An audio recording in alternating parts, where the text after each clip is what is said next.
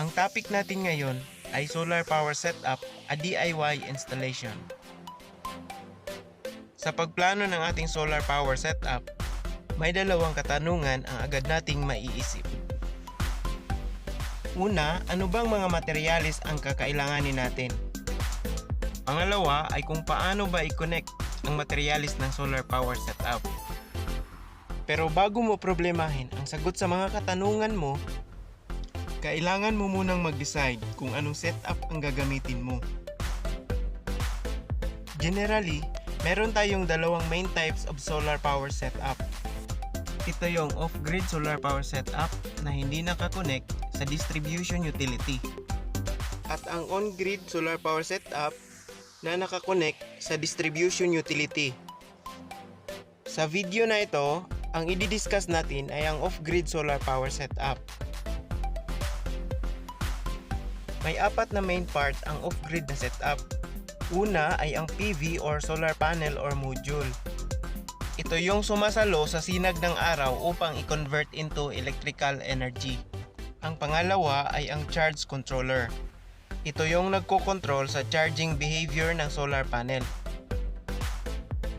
Ang pangatlo ay ang battery. Ito yung nag-iimbak ng electrical energy na galing sa charge controller.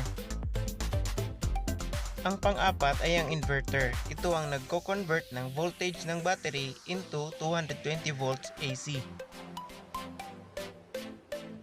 Makikita natin ngayon ang block diagram ng off-grid solar setup. Una, ang PV or solar panel. Pangalawa, ang solar charge controller. Pangatlo ay ang solar battery. Pang-apat, ang inverter. At dahil importante ang protection ng bawat parts, kailangan din natin maglagay ng circuit breaker. Ngayon, makikita na natin ang actual o ang pictorial diagram ng ating setup.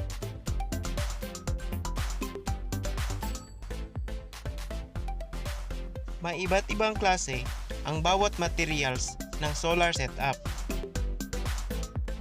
Ang panel ay may polycrystalline at monocrystalline. Ang solar charge controller ay mayroong PWM at MPPT.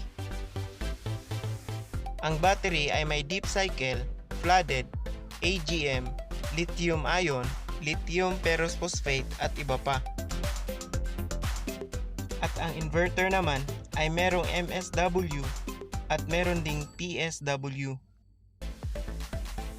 So yan na muna ang part 1 ng ating solar power setup, a DIY installation.